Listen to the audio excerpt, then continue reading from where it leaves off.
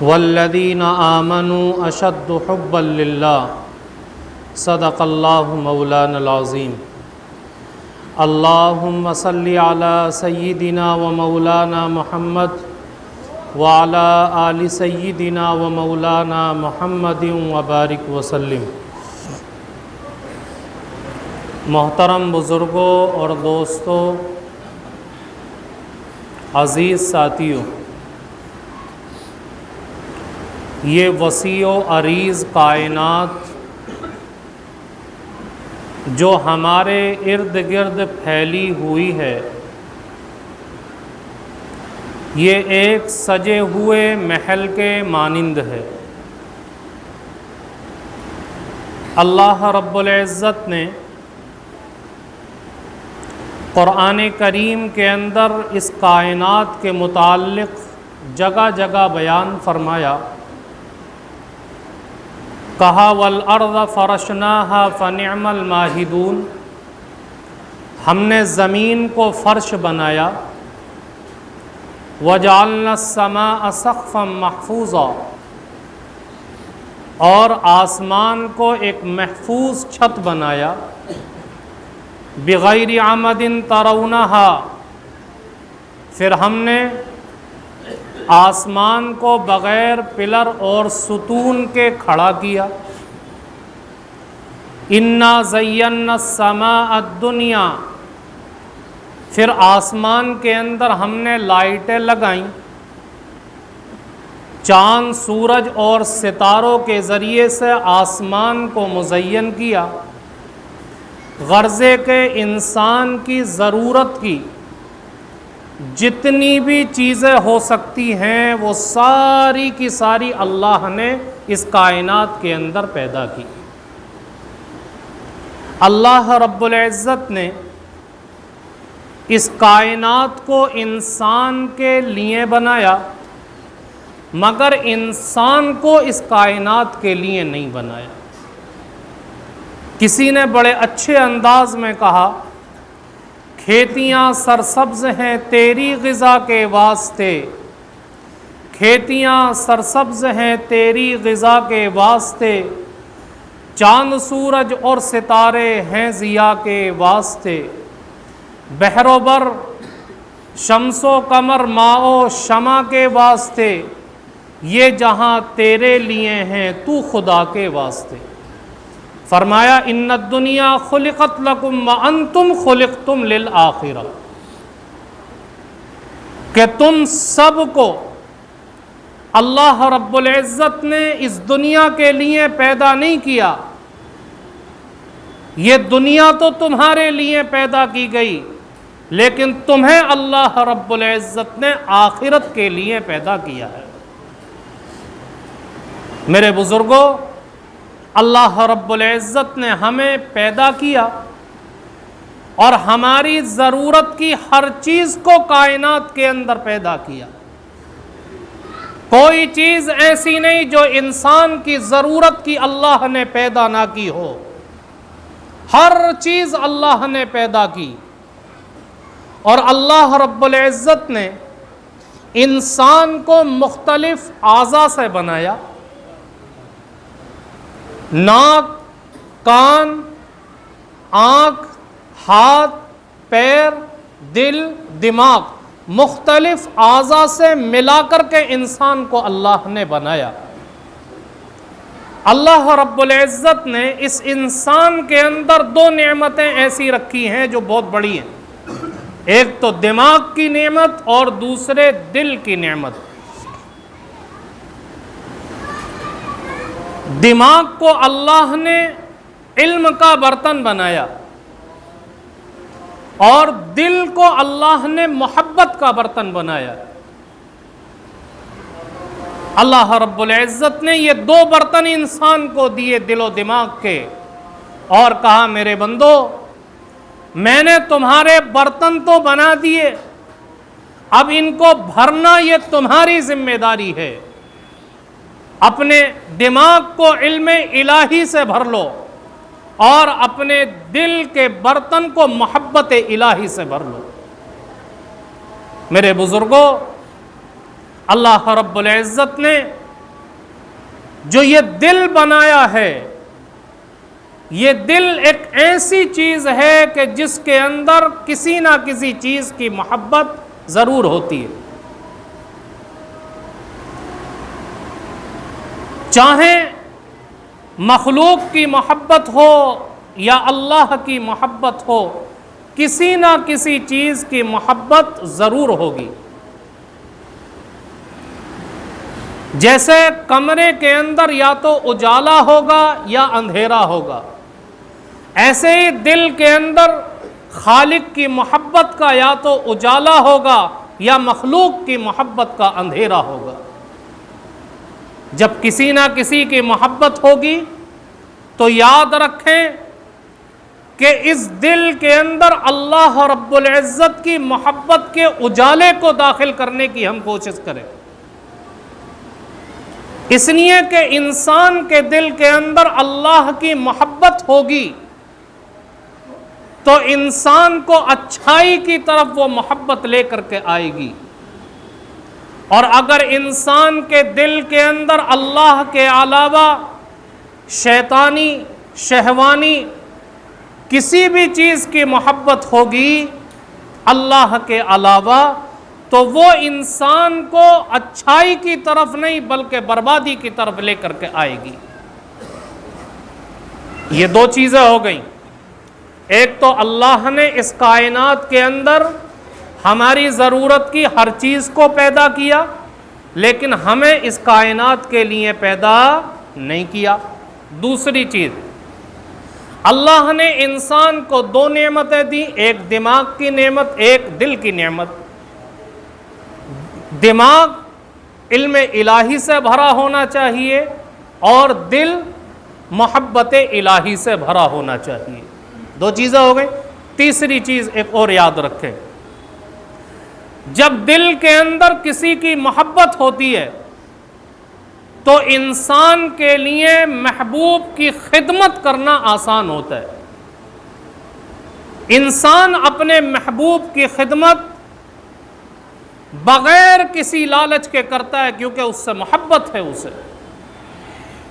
جیسے ماں پورا دن کام کرتی ہے، گھر کی صفائی کرتی ہے، برتن دھوتی ہے، کپڑے دھوتی ہے، کھانا بناتی ہے، پورے دن گھر کے کام کے اندر لگی ہوئی ہے، تھکی ماندی ہے، کھانے کی ضرورت ہے۔ اب جب کھانے کے لیے بیٹھتی ہے، ابھی لقمہ توڑ کر کے اپنے منہ کے اندر ڈالتی ہے کہ چھوٹا بچہ جو سویا ہوا تھا وہ اتنے میں اٹھ کر کے رونے لگتا ہے، تو وہ ماں اپنے ہاتھ سے روٹی کے ٹکڑے کو نیچے رکھتی ہے اور بھاگ کر کے جاتی ہے، اپنے بچے کو سینے سے لگاتی ہے، پیار کرتی ہے، دودھ پلاتی ہے۔ حالانکہ یہ جو خدمت بچے کی کر رہی ہے، کیا ملے گا اس کو؟ کچھ نہیں، لیکن اس کی محبت اس کے دل کے اندر ہے، جس کی وجہ سے اپنے بچے کی خدمت کرنا، اپنے بچے کی دیکھ بھال کرنا اس کو بھاری نہیں گزرتا۔ اگر کوئی بچہ باہر رہتا ہے، سالوں سے باہر کام کر رہا ہے، ماں پورے دن کی تھکی ماندی ہے، گھر والوں سے کہتی ہے کہ مجھے سونا ہے، کوئی ڈسٹرب نہ کرے۔ اب جو بچہ باہر رہتا تھا، نوجوان لڑکا، وہ اپنے گھر والوں کو سرپرائز دینے کے لیے بغیر بتائے ہوئے آ جاتا ہے اور رات کے وقت اپنے گھر کا دروازہ کھٹکھٹاتا ہے۔ وہ ماں جو تھکی ہوئی تھی، جس کو آرام کی ضرورت تھی، اپنے بچے کی آواز سن کر کے اٹھ جاتی ہے اور سینے سے لگا کر کے گھر میں بٹھاتی ہے، کھانا کھلاتی ہے، اپنے آپ بھی کھاتی ہے، گھنٹوں اس سے بات کرتی ہے۔ بیٹی کہتی ہے کہ ماں آپ نے تو کہا تھا میں تھکی ہوئی ہوں، مجھے سونے کی ضرورت ہے، کوئی مجھے پریشان نہ کرے، اب تمہاری نیند کہاں چلی گئی؟ وہ ماں کہتی ہے بیٹی تیرا بھائی بڑے دنوں کے بعد آیا ہے، اس کی آواز سن کر کے میری تھکاوٹ ختم ہو گئی۔ میرے بزرگوں یاد رکھیں، جب اللہ کی محبت دلوں کے اندر ہوگی تو پھر اسی طریقے سے عبادت کرنا آسان ہو جائے گا۔ جیسے ایک ماں بغیر کسی غرض کے اپنے بچے کی خدمت کرتی ہے، ایسے ہی اللہ رب العزت کے سامنے انسان اپنی پیشانی کو جھکائے گا، اس کو بھاری نہیں گزرے گا، نماز پڑھنا بھاری نہیں ہوگا، قرآن کی تلاوت کرنا بھاری نہیں ہوگا، ذکر و اذکار کرنا بھاری نہیں ہوگا، ہر عبادت اس کے لیے آسان ہو جائے گی۔ اگر پورے دن کا تھکا ماندہ ہے لیکن رات کا وقت آئے گا تو جیسے اس ماں کے کانوں کے اندر اپنے نوجوان بیٹے کی آواز پڑتی ہے اور محبت کی وجہ سے بیٹے کی آواز سن کر کے تھکاوٹ ختم ہو جاتی ہے، ایسے ہی یہ اللہ کا بندہ جس کے دل کے اندر اللہ کی محبت ہے، رات کے وقت مصلی پر آ کر اس کی ساری تھکاوٹیں ختم ہو جائے گی۔ ہمارے بزرگوں کے بارے میں لکھا ہے کہ ان کے دلوں کے اندر اللہ کی محبت کوٹ کوٹ کر بھری ہوئی تھی، جس کا نتیجہ یہ تھا کہ پورا دن بہت محنت کیا کرتے تھے، تھکے ماندے ہوتے تھے اور اتنے تھکے ہوتے تھے، لکھا ہے کتابوں کے اندر کہ جب اپنے بستر پر آیا کرتے تھے تو ایسے پیروں کو گھسیٹ کر رکھتے جیسے تھکا ہوا اونٹ اپنے پیروں کو گھسیٹتا ہے۔ لیکن وہی اکابرین جب رات کی اس تھکاوٹ کے باوجود اللہ کے سامنے مصلی پر کھڑے ہوتے تھے تو تھکاوٹ کا احساس نہیں ہوتا تھا، کہاں چلی گئی تھکاوٹ کچھ پتہ نہیں، یہاں تک کہ رات کے گزرنے کا بھی پتہ نہیں چلتا تھا اور رات کے چھوٹا ہونے کا شکوہ ہوا کرتا تھا۔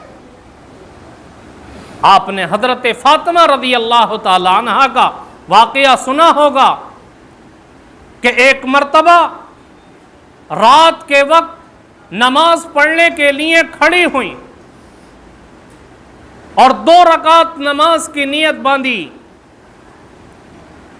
اللہ رب العزت کے سامنے کھڑے ہو کر کے قرآن کی تلاوت کرنے میں، راز و نیاز کی باتیں کرنے میں ایسا مزہ آ رہا تھا کہ اتنی لمبی 2 رکعت ہو گئی، جب سلام پھیرا ہے تو طلوع آفتاب کا وقت ہو گیا، آسمان کی طرف ہاتھ اٹھا کر کے دعا کی، مولائے کریم تیری راتیں اتنی چھوٹی ہو گئی کہ تیرے محبوب کی بیٹی 2 رکعت نماز بھی صحیح سے نہ پڑھ سکی۔ یہ کیوں تھا؟ دلوں کے اندر محبت تھی۔ آج ایمان والے کے دل سے اللہ کی محبت نکل گئی، جس کے نتیجے میں اللہ کے گھر کی طرف آنا بھاری گزرتا ہے، قرآن پڑھنا بھاری گزرتا ہے، تہجد کے اندر اللہ کے سامنے کھڑا ہونا بھاری گزرتا ہے، دین کی مجلسوں کے اندر بیٹھنا بھاری گزرتا ہے، دین کے لیے اپنے وقت کو لگانا بھاری گزرتا ہے۔ اگر اللہ کی محبت آئے گی تو یاد رکھیں کہ یہ ساری کی ساری چیزیں آسان ہوتی چلی جائیں گی۔ اور میرے بزرگوں، ایسا نہیں ہے کہ ہم اللہ رب العزت سے بے پناہ محبت کریں، ہمارے دلوں کے اندر اللہ کی محبت کا ٹھاٹے مارتا سمندر ہو اور اللہ رب العزت ہم سے محبت نہ کرے، ایسا نہیں ہو سکتا۔ روایات کے اندر آتا ہے کہ جب انسان اپنے آپ کو غلط طریقے سے بچاتا ہے، نبی کریم علیہ السلام کے بتائے ہوئے طریقے پر لانے کی کوشش کرتا ہے، اپنے آپ کو سنتوں کا پابند بناتا ہے، گناہوں سے اپنے آپ کو بچاتا ہے، تو اللہ رب العزت ایسے بندے سے محبت کرتا ہے اور پھر جبریل امین کو بلا کر کے کہتا ہے کہ جبریل، مجھے فلاں بندے سے محبت ہے، تم بھی اس سے محبت کرو۔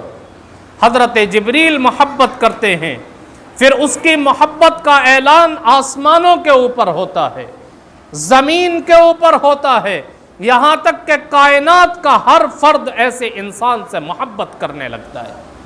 اور جب انسان کے دل میں اللہ کی محبت نہیں ہوتی، انسان کی زندگی گناہوں سے دور نہیں ہوتی، انسان کی زندگی نبی کے طریقے سے دور ہوتی ہے، تو پھر اللہ رب العزت ایسے انسان سے بغض رکھتا ہے اور جبریل امین سے کہتا ہے جبریل مجھے فلاں بندے سے بغض ہے، تم بھی اس سے بغض رکھو، یہاں تک کہ آسمانوں کے اندر زمین کے اندر اس کے بغض کا اعلان ہوتا ہے اور کائنات کا ہر فرد اس سے نفرت کرنے لگتا ہے۔ میرے بزرگوں، اس لیے ہم اپنے دلوں کے اندر اللہ تبارک و تعالی کی محبت کو پیدا کرنے کی کوشش کریں۔ جب اللہ کی محبت آ جائے گی تو پھر انسان کے لیے ہر چیز کرنا، ہر عبادت کا کرنا یہ آسان ہو جائے گا، مشکل نظر نہیں آئے گا۔ مالک بن دینار رحمۃ اللہ علیہ کہتے ہیں کہ ایک مرتبہ میں اپنے گھر سے باہر نکلا اور گرمی کا زمانہ تھا، چلچلاتی ہوئی دھوپ تھی۔ ایک نوجوان کو دیکھا جو اپنے پیروں سے معذور تھا،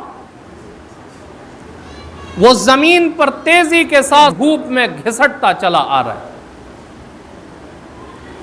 کہتے ہیں میں نے اس نوجوان سے کہا کہ اللہ کے بندے، دھوپ میں کہاں جا رہے ہو؟ اس نے کہا کہ میرا سفر لمبا ہے، مجھے بہت دور جانا ہے۔ تو مالک بن دینار رحمۃ اللہ علیہ کہتے ہیں کہ تھوڑی دیر میرے گھر پر آرام کر لو، اس کے بعد چلے جانا جب دھوپ کم ہو جائے گی۔ کہا کہ نہیں، میں نے پیدل حج کرنے کا ارادہ کیا ہے، میرا سفر لمبا ہے، اگر میں آرام کروں گا تو کہیں ایسا نہ ہو مجھے وہاں پہنچنے میں دیر ہو جائے اور حج کا زمانہ شروع ہو جائے، میرا حج نکل جائے۔ اور کہا مالک بن دینار، تمہارے پاس تو پیر ہیں، تم چل کر کے تیزی کے ساتھ جا سکتے ہو، لیکن میرے پاس پیر نہیں ہے، میں آپ کی طرح تیز نہیں چل سکتا۔ تو مالک بن دینار رحمۃ اللہ علیہ کہنے لگے آسانی کی شکل بتاتا ہوں۔ کہا کیا؟ کہتے ہیں میرے گھر پر تم آرام کرو، کھانا پینا کھاؤ، شام کے وقت میں تمہارے لیے سواری کا انتظام کر دوں گا، اس سواری کے اوپر سوار ہو کر کے اپنا سفر پورا کر لینا۔ کہتے ہیں جب میں نے یہ بات کہی تو اس نے میری طرف گھور کر کے دیکھا اور کہنے لگا کہ مالک بن دینار، میں تمہیں بڑا عقل مند انسان سمجھا کرتا تھا۔ کہتے ہیں میرے دل میں خیال آیا کیا مجھ سے کوئی غلطی ہو گئی؟ کہا کہ یہ بتاؤ، اگر کوئی غلام اپنے ناراض مالک کو منانے کے لیے جائے تو اس کی شان کیا ہے کہ وہ پیدل اور گھسٹ کر کے جائے یا سواری پر سوار ہو کر شان کے ساتھ جائے؟ میں اپنے ناراض مالک کو منانے کے لیے جا رہا ہوں تو پیدل گھسٹ کر جانا ہی میرے لیے فخر کی بات ہے، نہ کہ سواری پر سوار ہو کر جانا۔ کہتے ہیں اس نوجوان نے میری کوئی پرواہ نہیں کی اور اپنا سفر چلتا رہا، پورا کرتا رہا۔ کہتے ہیں اسی سال اللہ نے مجھے بھی حج کی توفیق دے دی اور میں بھی حج کرنے کے لیے گیا۔ تو کہتے ہیں کہ جب حج کے ارکان پورے ہو گئے اور کنکریاں مارنے کے بعد مینا کے اندر دیکھا کہ بھیڑ لگی ہوئی ہے لوگوں کی۔ میں نے لوگوں سے معلوم کیا کہ بھیڑ کیوں لگی ہے؟ کہا کہ ایک نوجوان ہے جو اللہ سے راز و نیاز کی باتیں کر رہا، سب اس کی باتیں سن رہے ہیں۔ کہتے ہیں میں نے بھیڑ کو ہٹایا کہ دیکھوں تو صحیح کون سا ایسا اللہ کا نیک بندہ ہے۔ کہتے ہیں میں نے جب اس کی شکل کو دیکھا تو وہ وہی شخص تھا جس سے میری ملاقات ہوئی تھی، اور وہ اللہ سے دعا کر رہا تھا، میرے مالک تو نے مجھے حج کے سفر کی توفیق دی، میں نے وہ حج کا سفر بھی مکمل کر لیا، میں نے بیت اللہ کا طواف بھی کیا تیری توفیق سے، عرفات کے میدان میں وقوف بھی کیا، مزدلفہ کے اندر بھی آیا، शैतानों को कंकरियां मार कर अपनी नफरत का इजहार भी किया। मेरे अल्लाह, अब सारे के सारे अफराद तेरे नाम पर कुर्बानी करने के लिए जाएंगे। अल्लाह, तू तो जानता है मैं फ़कीर हूँ, मेरे पास एहराम के कपड़े के सिवा कुछ नहीं है। मेरे अल्लाह, मैं जानवर तो कुर्बान नहीं कर सकता, मेरे पास मेरी जान है, मैं अपनी जान को तेरे नाम पर कुर्बान कर सकता हूँ। कहते हैं कि ये दुआ कर रहा था, उसके बाद कलमा पढ़ा और कलमा पढ़ करके वहीं उसकी जान निकल गई। ये थे अल्लाह के बंदे जिनके दिलों के अंदर अल्लाह की मोहब्बत का ठाटे मारता समंदर था, जिनके लिए इबादत करना तो दूर, अपनी जान देना भी अल्लाह के नाम पर आसान था। मेरे बुजुर्गों, क्या हमारे दिलों के अंदर अल्लाह की मोहब्बत होगी तो हमारे लिए अल्लाह की इबादत करना, अल्लाह के सामने पेशानी झुकाना, अल्लाह के सामने रात को खड़े होकर के गिड़गिड़ाना, क्या ये आसान नहीं होगा? बिल्कुल आसान होगा। जब मोहब्बत होती है तो इंसान ऐसे ऐसे काम करता है कि अकल हैरान होती है। आपने मजनू का वाकया सुना होगा। एक कुत्ता लैला की गली की तरफ से आ रहा था, वो उस कुत्ते के पैर चूमने लगा। लोगों ने पूछा, मजनू पागल हो गया है, कुत्ते के पैर चूम रहा है। कहने लगा कि ये कुत्ता लैला की गली से आ रहा है, हो सकता है कि जिस जगह लैला का पैर पड़ा हो इस कुत्ते का भी पैर पड़ा हो। लोगों ने देखा कि अकेला बैठा हुआ मजनू कागज हाथ में है और उंगली से कुछ लिख रहा है। किसी ने मालूम किया, मजनू क्या लिख रहे हो? कहा कि लैला के नाम लिखने की मशक कर रहा हूं।